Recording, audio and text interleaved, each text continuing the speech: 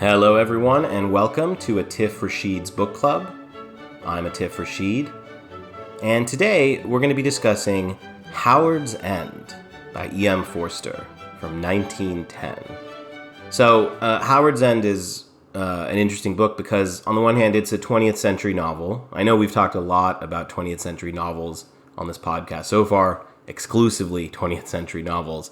I promise we will move back to the 19th century and eventually even the 18th. We will also talk about 21st century novels. But what can I say? I think the 20th century is a great century for literature. I was born in the 20th century, so perhaps it is my favorite century.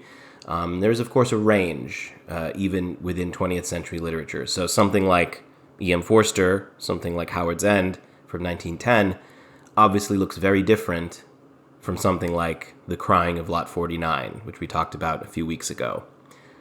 In fact, I think what's interesting about Howard's End is that in many ways it reads and feels like a classic 19th century novel, like something by Jane Austen, like something by George Eliot, one of those novels of manners from England that focus on marriage and family and inheritance and property.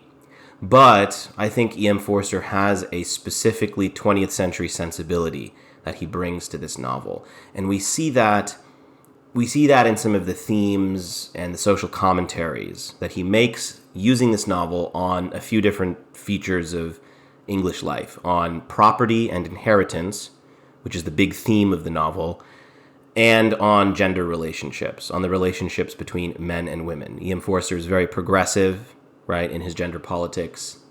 And through this novel, we're going to see... I just remember my experience of reading this novel for the first time as a college student I was very struck by how progressive the gender politics were and how affecting they were, especially the final climactic scene between Margaret Schlegel, the protagonist, and Henry Wilcox, her husband, and the person who was essentially the antagonist of the novel. And we're going to talk about that scene in detail. So beyond that, of course, Forster is writing about social class. One of the other characters who features heavily in this novel is Leonard Bast, a working class character.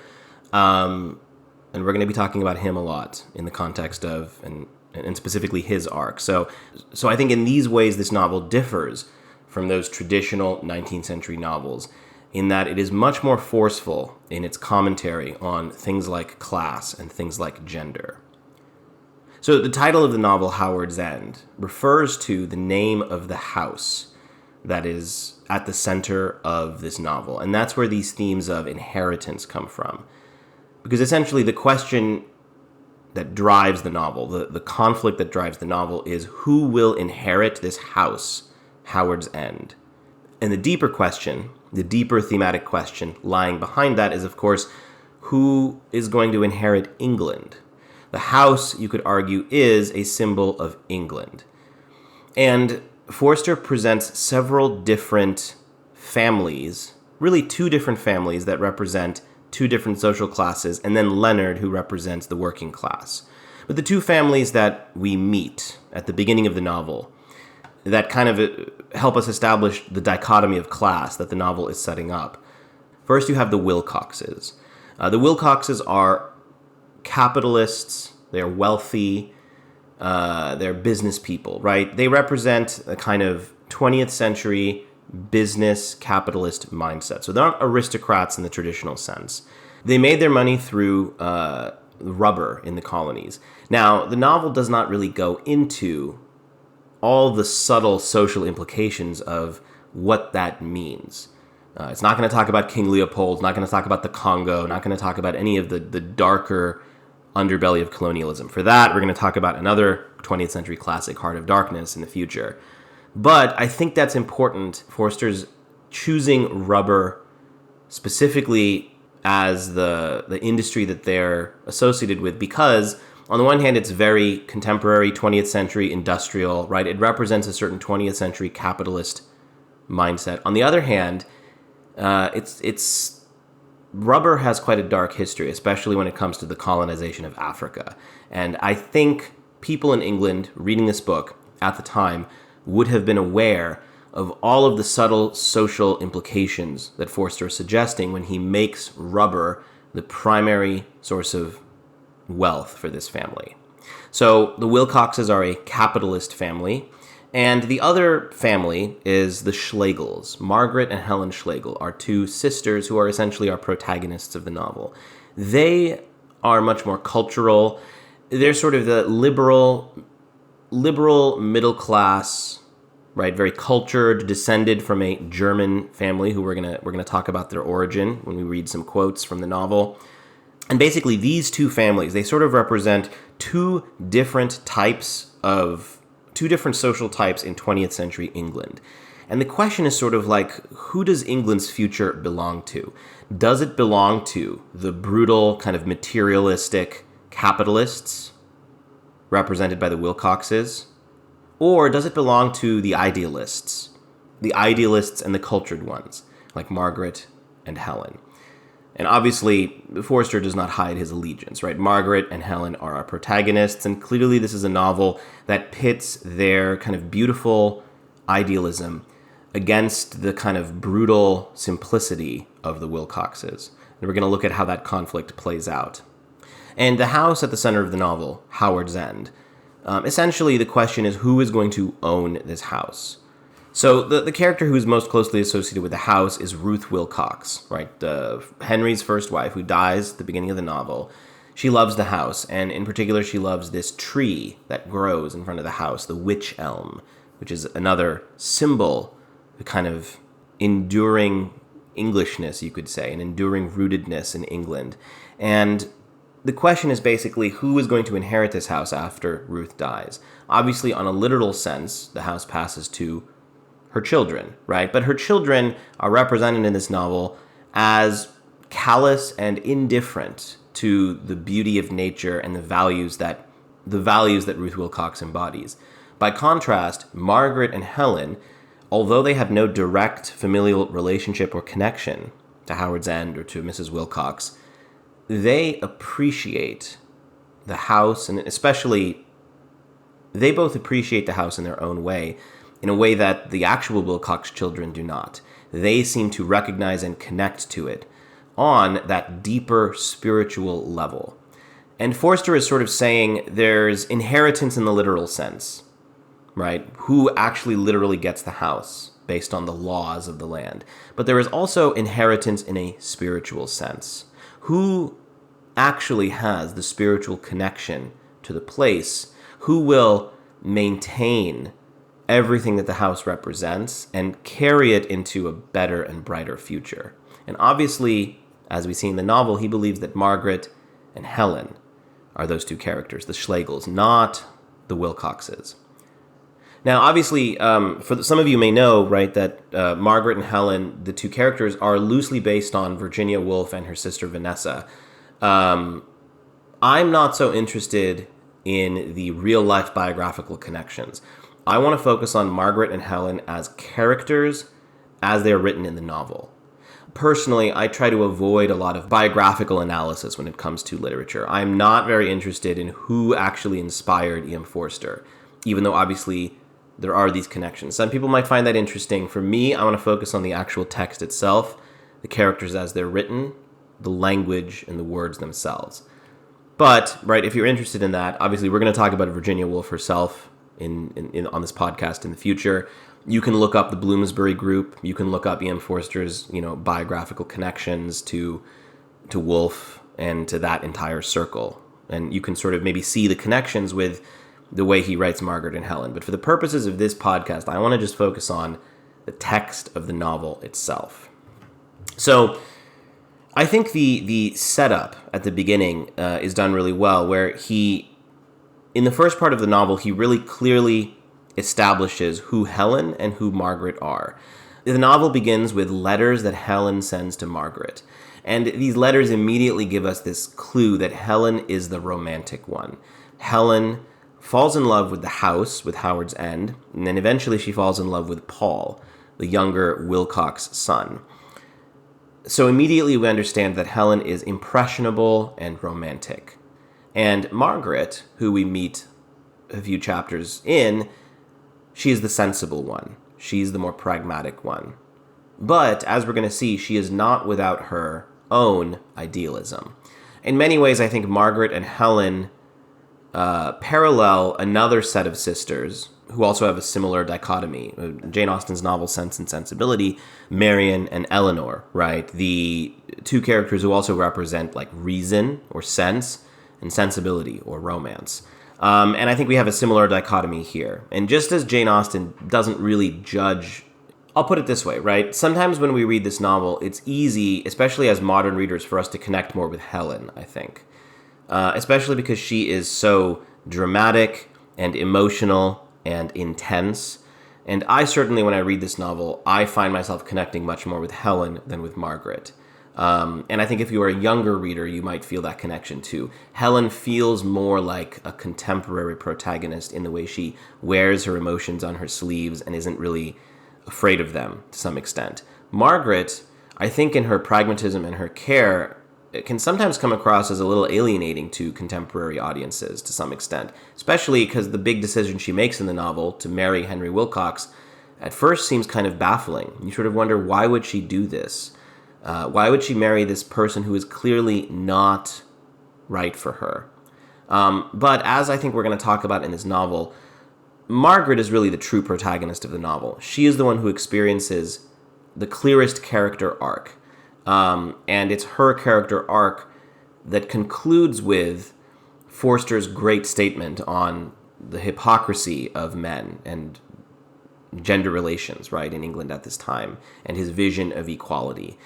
So I think whether you identify with Margaret or Helen, I think Forster does an intelligent job of presenting both sisters as similar. They both have their personalities, they both have complexity, they're both flawed in different ways, and I think that's a really insightful and intelligent and sophisticated setup that Forster does here, because he doesn't want us to side with one sister over the other. He doesn't want us to believe more in romanticism than in reason or rationality, or vice versa. I think a few passages that I want to just read from the beginning that I think really set up this idea of who these sisters are. So in chapter 4, this is after kind of this slightly amusing opening set of chapters where we have Helen basically meets the Wilcoxes, falls in love with Paul, gets engaged to him, and then breaks off the engagement, all within a few chapters. And then they kind of retreat to their house in London and reflect on everything, right? On who they are, on the relationship with the Wilcoxes, etc. Let's read this paragraph where we really get into Helen and what she feels. So this is at the beginning of chapter 4. The truth was that she had fallen in love, not with an individual, but with a family. This is describing Helen. Before Paul arrived, she had, as it were, been tuned up into his key. The energy of the Wilcoxes had fascinated her, had created new images of beauty in her responsive mind.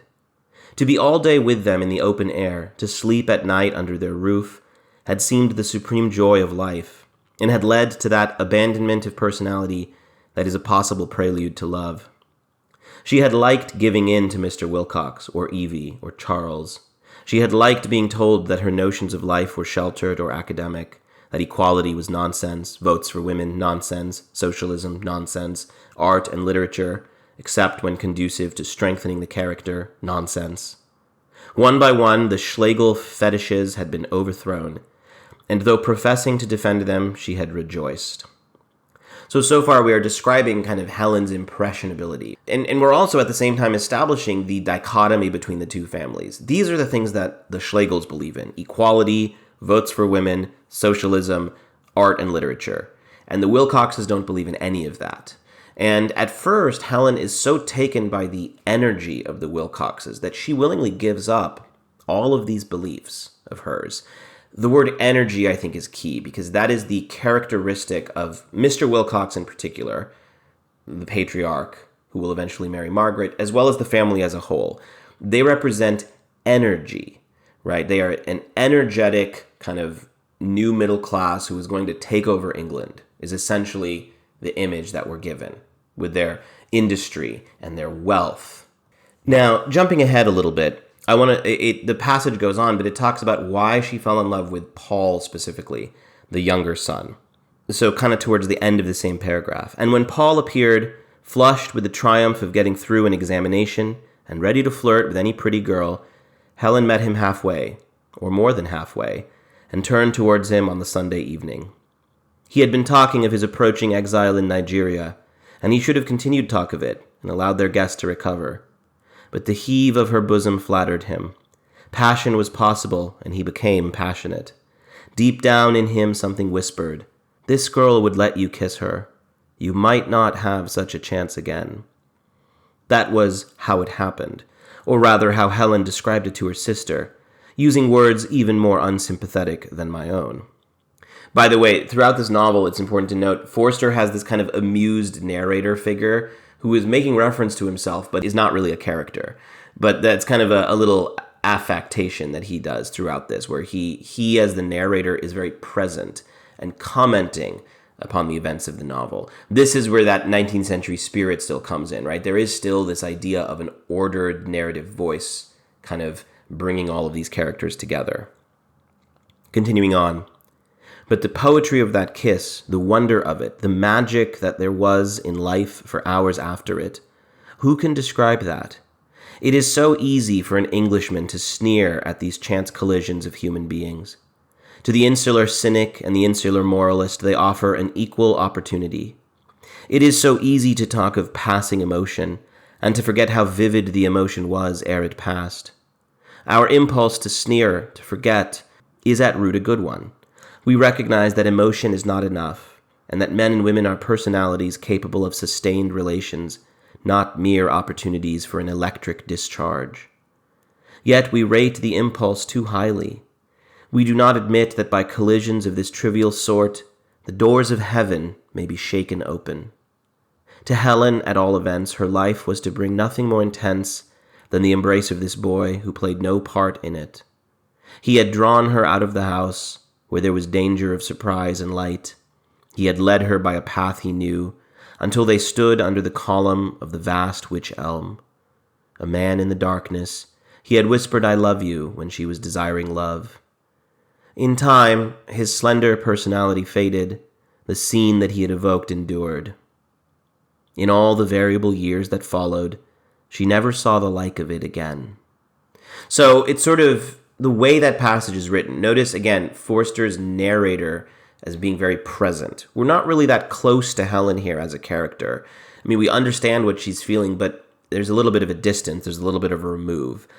Forster's narrator is creating this dichotomy, even as he's analyzing Helen's emotions. He is saying, yeah, Englishmen might have this impulse to sneer at these passions, but we shouldn't discount the passions either. I think this balancing act that his narrator is doing is, of course, the central balancing act of the novel, because these two feelings, right? On the one hand, the impulse to sneer at this kind of romantic emotionalism, and on the other hand, the romantic emotionalism itself. I think that represents in some way both Helen and Margaret, right? Margaret is the person who does not simply believe in what Forster called here opportunities for an electrical discharge, right? She wants something more sustained, more enduring. Helen, of course, is the passionate one. And what Forster does very wisely here is he doesn't discount Helen's passion. He says, and this is, I think, the key phrase of this passage, that through this kind of temporary romance, through this kind of temporary passionate meeting between Paul and Helen, or between characters like Paul and Helen, the doors of heaven may be shaken open. Right? He is saying that this experience for Helen was profound, even if Paul himself was just a dalliance, that this moment that she experienced of love, of romance, of passion, it meant something and it would endure for her. And I don't think it's an accident that it happens under the wych elm, the symbol of the house and of the property at the center of this novel. So towards the end of this chapter, I think we get another passage that I really want to quote and discuss, because when we think about who the Schlegels are and how they contrast with the Wilcoxes, something we've already talked about, there's a paragraph, there's a long section that really talks about their father and what their father was German. Philosophically, right, he was kind of a German idealist. And so there's this really fascinating paragraph where Forster talks about the Schlegel family's relationship to Germany and also to England. So I just want to read this section. A word on their origin. They were not English to the backbone, as their aunt had piously asserted. But on the other hand, they were not, quote, Germans of the dreadful sort. Their father had belonged to a type that was more prominent in Germany 50 years ago than now. Remember, this is written in like the early 1900s, so 50 years ago would be like the 1850s. He was not the aggressive German, so dear to the English journalist, nor the domestic German, so dear to the English wit. If one classed him at all, it would be as the countryman of Hegel and Kant, as the idealist, inclined to be dreamy, whose imperialism was the imperialism of the air. Now think about what that phrase means, the imperialism of the air. Because remember, the Wilcoxes are actual imperialists in England. They do not believe in the imperialism of the air. They believe in the imperialism of rubber, right? The imperialism of the ground. So we're getting a clear contrast between the Schlegels and their German romantic idealism and the Wilcoxes, right? With their kind of brutal 20th century British imperialism. Continuing on, we're going to jump ahead a little bit in this paragraph. I want to sort of jump down below where it gives sort of the history, right, of their father. But let's look at these moments where it quotes what their father believes. But his gaze was always fixed beyond the sea. It was his hope that the clouds of materialism obscuring the fatherland would part in time, and the mild intellectual light reemerge. This emphasis on light is important, right? Light is associated obviously with this old German philosophical tradition, but also as a kind of something opposed to materialism. And again, the Wilcoxes represent materialism. The Schlegels represent this light. Continuing on, "Do you imply that we Germans are stupid, Uncle Ernst?"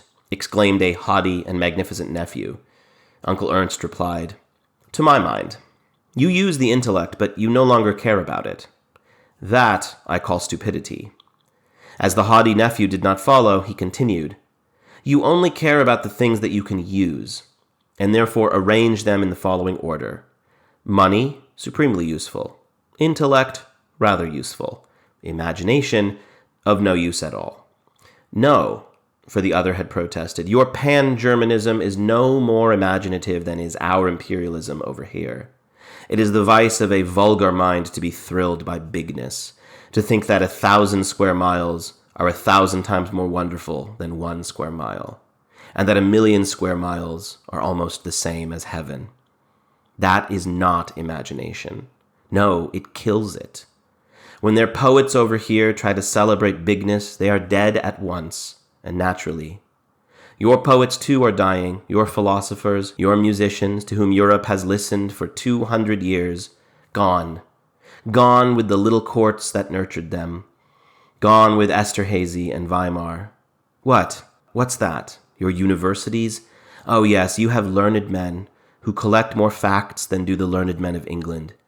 They collect facts and empires of facts. But which of them will rekindle the light within? So the idea here is that Margaret and Helen hear all of this. This is their influence growing up, this father of theirs, right, who is talking about the light of Germany that is fading, right, and the criticisms of bigness. I think in this speech, we get a lot of the central themes. This is still towards the beginning of the novel. We get a lot of the central themes of Forster, right?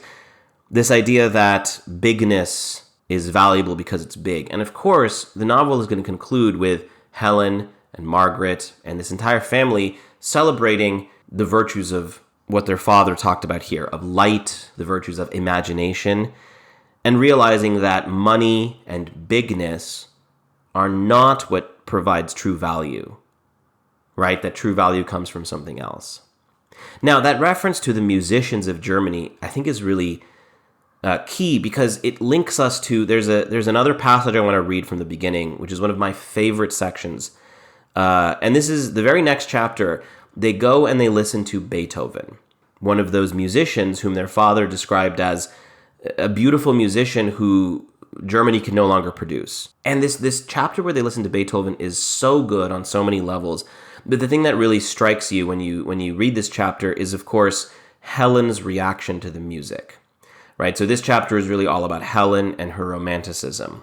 So what he sets up is that Helen can visualize the music. When Helen listens to the music, in contrast to some of the other characters who are listening, Helen sees things, right? Heroes and shipwrecks and then goblins, right? And this word goblins is going to recur as Helen thinks about and reacts to the music. So this is a paragraph kind of a few lines into the chapter. It begins with Helen kind of talking to her aunt. "No, look out for the part where you think you have done with the goblins and they come back," breathed Helen, as the music started with a goblin walking quietly over the universe from end to end. Others followed him. They were not aggressive creatures. It was that made them so terrible to Helen. They merely observed in passing that there was no such thing as splendor or heroism in the world.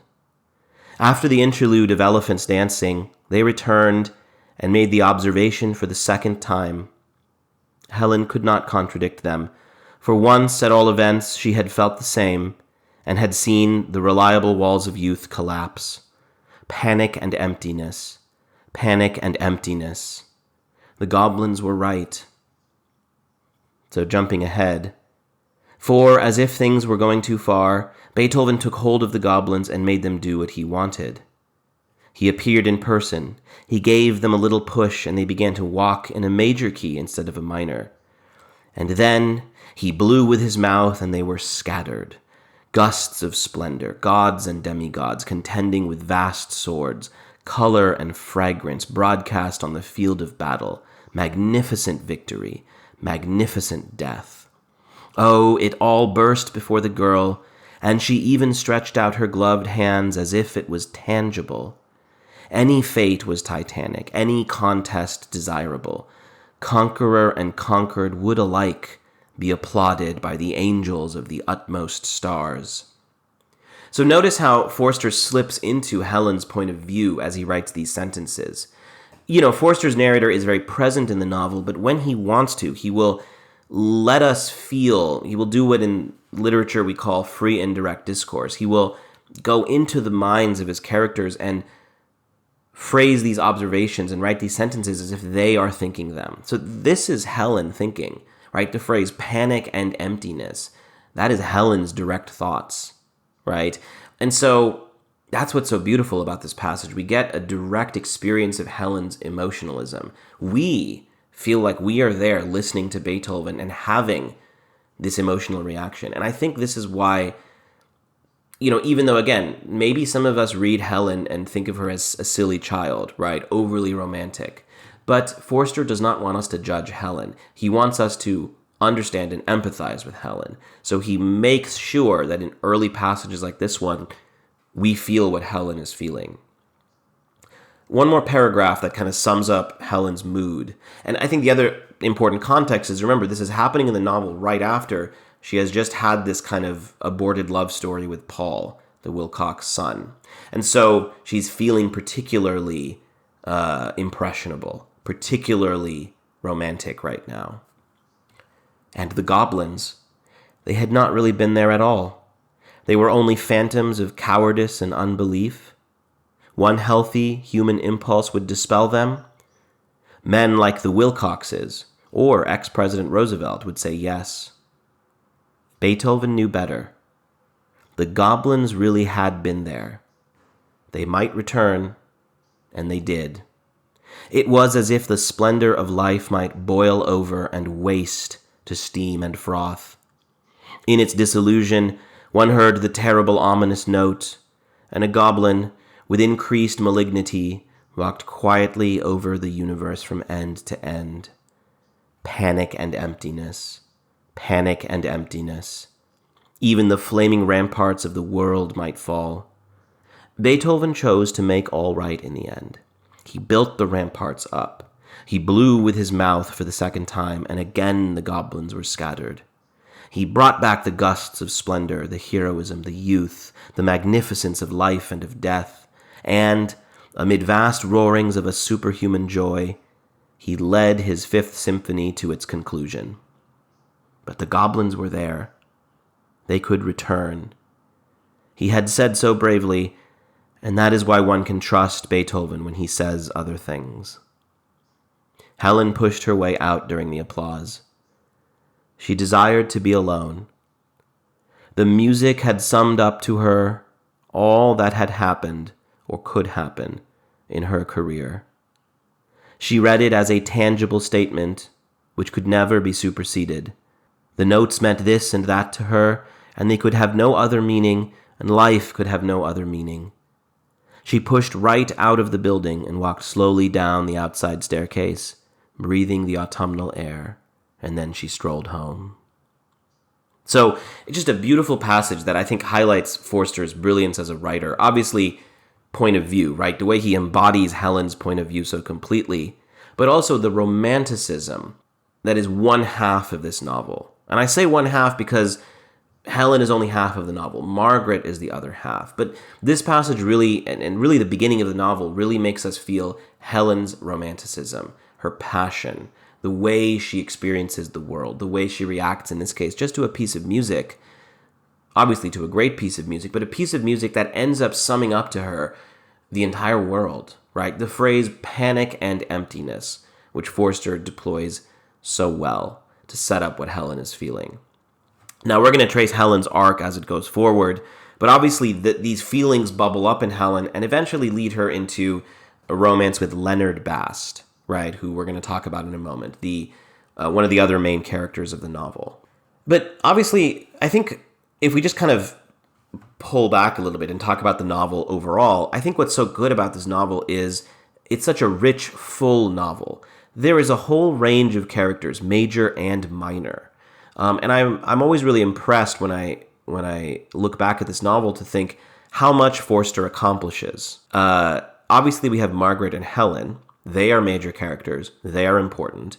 We have Leonard, who is almost, maybe not equally important, but thematically, certainly he is equally important. Leonard Bast, the working class hero who is striving for the kind of intellectualism that Margaret and Helen represent.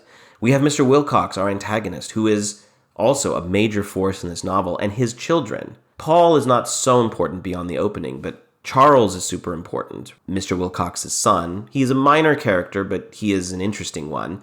Evie, his sister, also a minor but interesting character. Margaret and Helen have a brother named Tibby, who represents the kind of aestheticism that Forster is lightly critiquing and lightly satirizing. Intellectual aestheticism, which is different from Margaret and Helen's intellectualism. And, one thing that Forster does so well is someone like Leonard, even though he doesn't have that many chapters, Forster is still able to, in just a few key scenes and a few key lines, really make Leonard's character arc feel very full. There's a particularly beautiful scene towards the middle where he meets Margaret. He basically visits Margaret and Helen and makes a big impression on them. And it ends with this line that I think really sums up Leonard's arc. Somehow the barriers of wealth had fallen, and there had been, he could not phrase it, a general assertion of the wonder of the world. I think this is a reference to the big theme of the novel, of course, which is only connect, a phrase which Margaret uses in some of her chapters. And for Leonard, right, he is able to connect, despite the class barriers and differences, with the two sisters over these intellectual and imaginative kind of pursuits, over the things that we've talked about so far, the light, the imagination, those values that we've emphasized. So this theme of property, right, Forster returns to it several times. I want to just look briefly at the ending of chapter 19, where I think we have a particularly beautiful passage where he really reflects on the significance. So this is right towards the end, kind of in the middle of the paragraph right at the end. So, the water crept over the mudflats towards the gorse and the blackened heather. Branksea Island lost its immense foreshores and became a somber episode of trees. Frome was forced inward toward Dorchester, Stour against Winbourne, Avon toward Salisbury, and over the immense displacement the sun presided, leading it to triumph ere he sank to rest. So what he's describing is this particular view that Helen and Margaret are looking at from the coast, right, of England, and of kind of the rivers and where they lead. This chapter began with a very long description of the beauty of England as visible from this point. And now it ends with, as we're going to see, this reflection on property and who will inherit England. England was alive, throbbing through all her estuaries, crying for joy through the mouths of all her gulls, and the north wind, with contrary motion, blew stronger against her rising seas. What did it mean? For what end are her fair complexities, her changes of soil, her sinuous coast? And here's the key line. Does she belong to those who have molded her and made her feared by other lands? Or to those who have added nothing to her power, but have somehow seen her, seen the whole island at once, lying as a jewel in a silver sea, sailing as a ship of souls, with all the brave world's fleet accompanying her towards eternity? So he's asking this question, right? Who shall inherit England? Does she belong to men like the Wilcoxes, who have molded her, made her feared by other lands? Or does she belong to people like the Schlegels? Remember, Helen and Margaret are literally standing at a point, staring out at the land that they can see at this point. They are the ones who have seen England truly, right? They can see the island. I mean, I think he's implicitly saying that they are the ones who deserve England. Even though they have added nothing to its power, they have understood it in a way that others have not. And obviously, the symbol of England in this novel is the house itself, is Howard's End.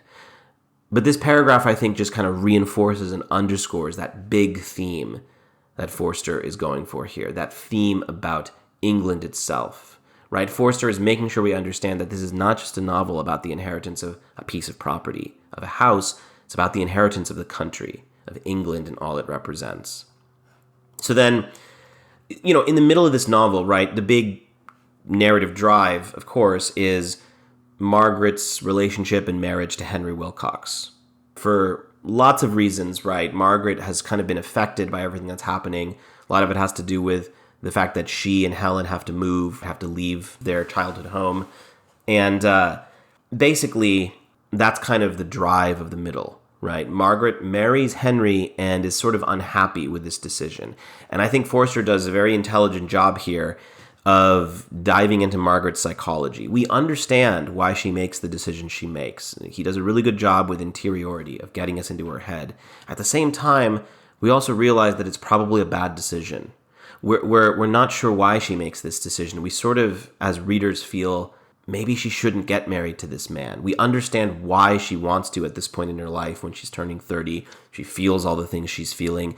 We understand why Mr. Wilcox represents certain things to her, right? Comfort, stability, all of the things that he represents. And yet, as we start to see their marriage unravel, as we start to see the conflicts emerge in their marriage, part of us also understands that this was inevitable. They weren't really in love in the way that Helen seems to fall in love with everyone else, but they also don't really seem that compatible in a lot of ways.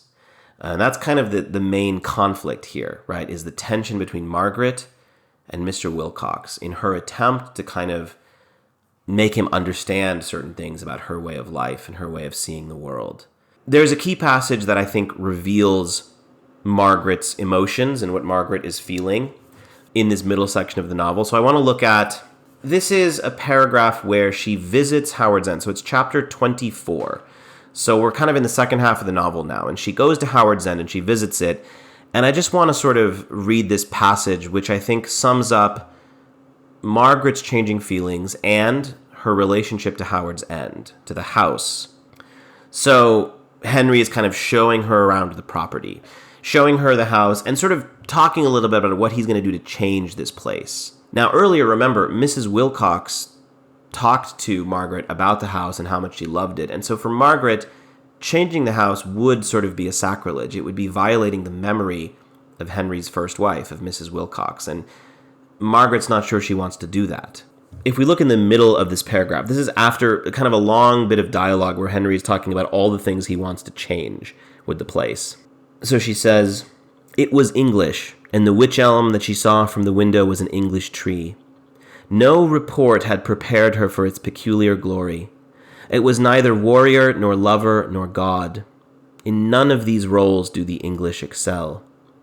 It was a comrade bending over the house, strength and adventure in its roots, but in its utmost fingers, tenderness, and the girth that a dozen men could not have spanned became in the end evanescent, till pale bud clusters seemed to float in the air.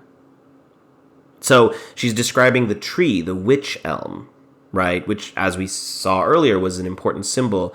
And Forster just quite says it literally. He says the tree is English. The tree is England, and it represents all the great things about England. It is not a warrior. It is not a lover. It is not a god. It is a comrade bending over the house. It has strength and adventure, but it also has tenderness. And these qualities make it evanescent.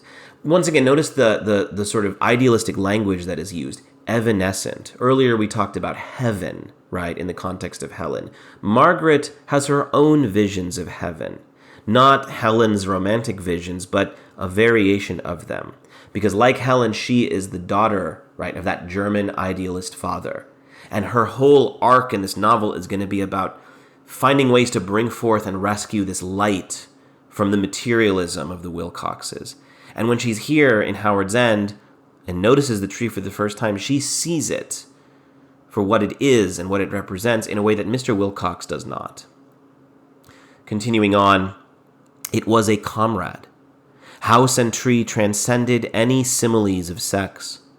Margaret thought of them now and was to think of them through many a windy night and London day. But to compare either to man, to woman, always dwarfed the vision. Yet they kept within limits of the human. Their message was not of eternity, but of hope on this side of the grave. So the idea is that she looks at the house, she looks at the tree, and she sees them as symbols of hope. Hope on this side of the grave. Again, I think that's really important, that it's not just a tree to her, it's not just a house, it represents some deeper value. And that is why ultimately she is going to inherit the house, of course, right? Why she is going to be the true inheritor, the spiritual inheritor. Because what Forster is saying is that she understands it. She sees the house. Think of that last passage we read about who really sees England. Well, here we see that Mr. Wilcox, even though he literally owns the house, he doesn't see it. He doesn't see it for what it is. Margaret sees it. And so this is Forster's way of reminding us that when we think of these questions of property and inheritance, there's something deeper than the literal material definition of ownership. There is a spiritual side to ownership that Margaret will come to embody here. Let's jump to the ending a little bit now. I want to talk about, there's several points of the ending that I want to touch on, but first is, of course, Margaret's big speech to Henry. So, this is after several things have happened, right? She learns that Henry had an affair when he was married to Mrs. Wilcox. And then, as it turns out, they learn that Helen has just had an affair with Leonard and gotten pregnant. And basically, Mr. Wilcox is furious at Helen and wants her to be kicked out of the house, out of Howard's End, because he feels that she has violated some sacred rule. And Margaret recognizes the hypocrisy, right? That Henry is mad at Helen for doing the exact same thing that he did. This is where the discussions of gender really come in. And for me, when I read this chapter, this was when it all really clicked for me, what Forster was saying about gender. And to be honest, when I first read this in college, it was one of the most profound, empathetic moments. It really struck me how powerful literature could be. It sort of reinforces for you what feels like the obvious thing, right? That men and women are equal, but it does so in the context of a novel. And as a result, it feels so much more powerful, right? It feels so much more powerful because we're seeing it embodied by these characters we have grown attached to. So in other words, and I think that's the power of novels in general, we can say thematic statements like men and women are equal, and we believe it. But when we see that deployed in a novel, when we see that embodied in characters, it feels so much more real. That's the power of literature, and that's why thematic statements can never compete with the actual experience of reading something. Because the actual experience of reading something makes you feel that theme, feel it kind of in you as you read, in a way that just hearing it stated is never enough. So let's look at chapter 38. So right before the end of the chapter, there's this long fight between Margaret and Mr. Wilcox, and it concludes with this speech that Margaret makes. And I think this is the moment where Margaret's character arc kind of reaches its climactic point, where she sees Mr. Wilcox for who he really is. she's no longer in love with him now, right? Or at least she's now able to see who he really is and what he really represents. And there's a lot of points that have brought us to this moment. It's not just this, but this is the climactic moment. "You have not been yourself all day," said Henry, and rose from his seat with face unmoved.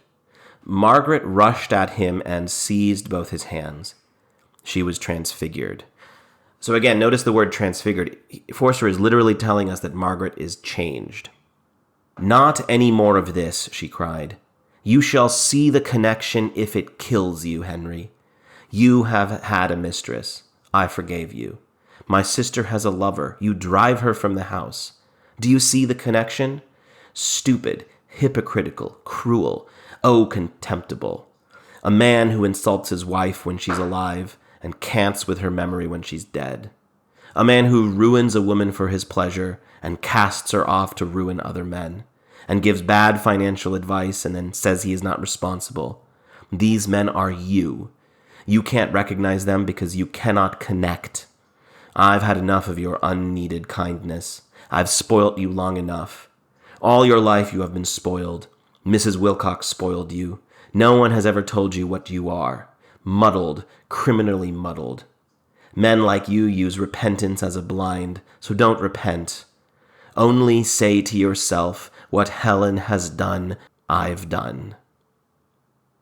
So she's begging him to see the connection. And obviously the word connection is key. She's using it in a double meaning here, right? She wants him to connect himself and Helen in the sense that she wants him to see that those two situations are the same, but she also wants him to connect on a deeper spiritual level. She wants him to have the empathy that she has.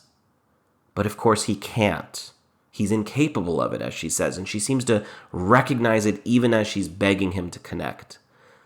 And look at his response. "The two cases are different," Henry stammered. His real retort was not quite ready. His brain was still in a whirl, and he wanted a little longer. "In what way different? You have betrayed Mrs. Wilcox, Helen only herself. You remain in society, Helen can't.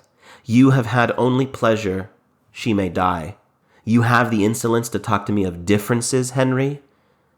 Oh, the uselessness of it." Henry's retort came.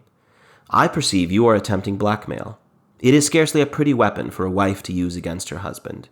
My rule through life has been never to pay the least attention to threats, and I can only repeat what I said before.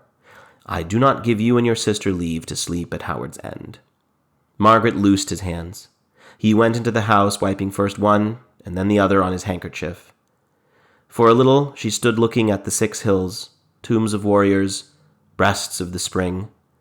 Then she passed out into what was now the evening.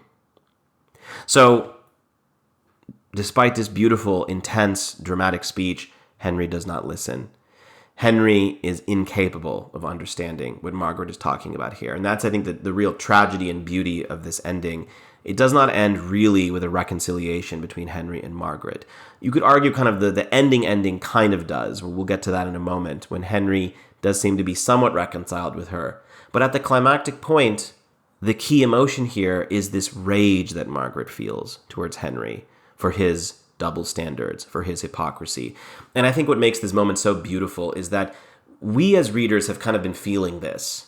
We've been wondering, why is Margaret in love with this man who doesn't seem like a great person, who seems to represent all of the things that are wrong with England? And finally she sees it. And I think part of the experience of reading this novel and reaching this point, and part of the reason this scene is so affecting, is also we feel a sense of relief that Margaret sees what we've been seeing, that Margaret understands that Henry is not a good person, that finally it clicks for her, right? And again, Forster sets up, I think, this brilliant sort of feeling, because Margaret is not the only character we connect with over this novel. She's not the only point of view character. We are also in Helen's head, and we are also in Leonard's head. And so because of that, because we're outside of Margaret as well as inside of her, we can critique her and judge her for her decisions. And so we kind of critique her and judge her for marrying Henry, for being so in love with him. Then we reach this point and we feel this sense of triumph that she gets it finally, that Henry is not the man she thought he was. And I think in this scene, Forster is really bringing together all the things he's thinking about in terms of gender and class and what the Wilcoxes represent, right, in England. A few other scenes I want to talk about with the ending. So obviously the other big part of the ending is Leonard's death, right? Leonard is killed by Charles when he comes to confront the Wilcoxes, when he comes to find Helen. There is this great section before he dies where he's on the train coming to Howard's End, right? And he's looking out and let's look at this section. This is toward the end of chapter 41.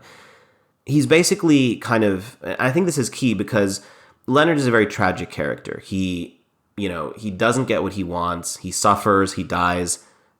But I think he experiences a certain spiritual satisfaction. And this, I think, is an important thing to always remember with novels, is that, whenever we have a tragic novel with a tragic ending, I think even with tragic endings, we want to see our characters experience this moment of catharsis, this moment of release, this moment of insight and understanding. A tragedy where the character doesn't really seem to learn anything or change in some way, it feels even darker to us. And so in that sense, even Hamlet, you could argue, even though Hamlet is a tragedy and it ends with his death, Hamlet changes by the end of that play in a way that is very profound and moving. We're going to talk about Hamlet probably in the future. But for now, right, in this case, we have the same thing, right? Let's look at this chapter right before Leonard reaches Howard's End, where he's on the train and he's looking out at England. Hilton was asleep, or at the earliest breakfasting. Leonard noticed the contrast when he stepped out of it into the country. Here men had been up since dawn. Their hours were ruled not by a London office, but by the movements of the crops and the sun. That they were men of the finest type, only the sentimentalists can declare. But they kept to the life of daylight. They are England's hope. Clumsily, they carry forward the torch of the sun, until such time as the nation sees fit to take it up. Half clodhopper, half board school prig, they can still throw back to a nobler stock and breed yeomen. So he's noticing the sort of peasants, basically, right? The farmers, the laborers who do not work in an office, but who, as it says, by the movements of the crops and the sun, right? And remember, Leonard works in an office, but we have seen how he craves nature, right? He craves this deeper connection to the natural world. And this connection to the natural world is what endears him to Margaret and Helen, right? His desire for this deeper communion, right, with nature. Remember, the moment that they really connected with him was when he described this long walk he took through the night out to look at the stars, and how much that meant to him, how spiritual that moment was. So he sees these laborers in the fields and he says, yes, they are the true Englishmen. Now the next paragraph, look at the next paragraph, who he's going to contrast them with. At the chalk pit, a motor passed him. It was another type whom nature favors, the imperial. So now we're going to get the Wilcoxes, basically, or the symbol, the people who represent what the Wilcoxes represent, imperialists.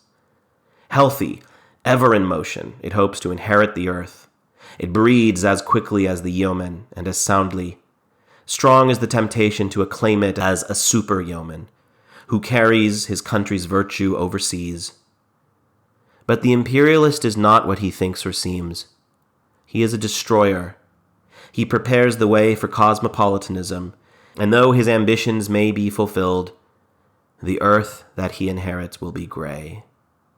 So it's this big critique of imperialists, of what the Wilcoxes represent, but it's done through Leonard's eyes. Leonard is realizing these things. And this next paragraph, to Leonard, intent on his private sin, there came the conviction of innate goodness elsewhere. It was not the optimism which he had been taught at school. Again and again must the drums tap and the goblins stalk over the universe before joy can be purged of the superficial. So notice Leonard is also thinking of the goblins in that sense, just as Helen thought of them. We are connecting Leonard to Helen in this moment. It was rather paradoxical and arose from his sorrow. Death destroys a man, but the idea of death saves him. This was something Helen said to him earlier. That is the best account of it that has yet been given. Squalor and tragedy can beckon to all that is great in us and strengthen the wings of love. They can beckon. It is not certain that they will, for they are not love's servants, but they can beckon, and the knowledge of this incredible truth comforted him. So let's pause here. What is the incredible truth that he notices, right? What is the incredible truth that he feels? It says, squalor and tragedy can beckon to all that is great in us and strengthen the wings of love. So he has experienced true suffering in this novel, right? True squalor and true tragedy. And the idea here is that through this tragedy, he has found something deeper. It said earlier here, the goblins stalk over the universe before joy can be purged of the superficial. In other words, you have to experience the goblins before you can experience true happiness and true joy. It's sort of like Leonard is saying, I may have had a difficult life. I may have had a tragic life. I may not have the money and the privilege of men like the Wilcoxes, but it's actually because of that squalor and tragedy that I've experienced this incredible truth. And I think that's a very beautiful, moving sentiment to end on, right? To sort of say that Leonard is not purely a tragic figure, but rather he has understood something that not even the other characters, not even Margaret and Helen, have understood exactly, at least not in this way. So then, let's very briefly look at the ending of Howard's End. The way the novel concludes. Now, I suppose you could say it is a happy ending in the sense that Margaret and Helen do get the house. Even though Leonard is dead, E.M. Forster emphasizes that Leonard's spirit essentially lives on in the form of his child with Helen.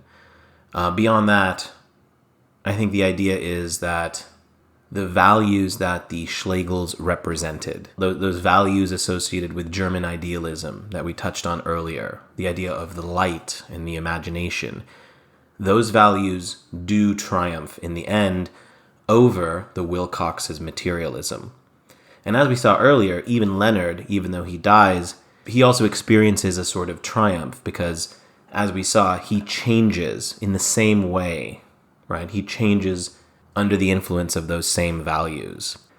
The emphasis of this final scene, right? I think it's interesting to just note the image that E.M. Forster leaves us on at the very end of the novel, the final image. So we have Helen carrying her baby, right? And kind of shouting in joy about the field. The field's cut, Helen cried excitedly. The big meadow. We've seen to the very end, and it'll be such a crop of hay as never. So we emphasize the hay, we emphasize the crop, we emphasize the field, right? In contrast to kind of the values of city life that we've been emphasizing earlier in the novel. Remember, the Wilcoxes and their rubber industries, they represent materialism in the modern world. The running joke throughout the whole thing is that all the Wilcox children have hay fever, right? They can't stand being outdoors. And yet we end with an image of the hay victorious, an image of nature victorious. And I think that's E.M. Forster's thematic declaration at the end of what he considers valuable. So it's not really a tragic ending. It is in many ways a happy ending. Reflecting on the novel as a whole then, what do we take away from this? Why is E.M. Forster's Howard's End such a work of significance? A lot of the things I've emphasized, right? The sentences, obviously, as with everything we read and discuss on this podcast, the sentences are beautiful, lyrical, right? They hit you when they need to hit you, right in the gut. They're enchanting, right? E.M. Forster has a way with rhythm. More than that, though, I think beyond really the lyricism in the sentences, because if we, I wouldn't necessarily say E.M. Forster is on a sentence level, the best writer that we've talked about on this podcast so far. I could make the argument that Evelyn Waugh is a superior stylist, that Thomas Pynchon's sentences have different kind of life to them. But what Forster does so well in constructing his narrative is uniting the whole idea of character and theme. So the two characters who we've been talking about, Margaret and Helen, they are some of the most interesting and complex and dynamic characters we've talked about yet. They have a complexity in their belief systems And they have an evolution over the course of the novel. They have character arcs and transformations, as we've seen. They're not static characters, but dynamic. We see them changing in response to these different events. And Forster is a master of point of view. He's an expert at diving into a particular point of view, letting us see the change that this point of view has on this character. Helen listening to the music, for example, or Margaret looking at the wych elm from the house, and then pulls back out to other characters, to other thematic reflections. So character and point of view are obviously connected there. And then, of course, the big themes that we've been touching on. Something I've always said in all my writing classes whenever I teach creative writing: characters are not just characters, even when they are complex. They are always symbols of larger ideas. And every character in this novel is both deeply felt, realistic, complicated, but also a symbol of these larger themes that Forster is setting up and building and paying off. And I think that's where the novel really shines, right? The contrast that we've talked about between the Wilcoxes and the Schlegels. What Leonard Bast symbolizes as this suffering, struggling, working class man. And the ending, of course, right? The baby, the hay, Helen, given the novel's final word. All of these are symbolic choices that Forster makes with particular themes in mind. And I think when we think about Howard's End, whether as readers or writers, it is these things that we should think about, right? His mastery of character, his mastery of theme, the way he brings them together so intelligently. All right, so we'll wrap up there for today. Thank you guys for listening. That'll be the end of our episode on Howard's End. Next week, we'll be discussing The Picture of Dorian Gray by Oscar Wilde. Remember, if you enjoy what you hear, please like, subscribe, share the podcast, tell others about it. And yeah, until next week.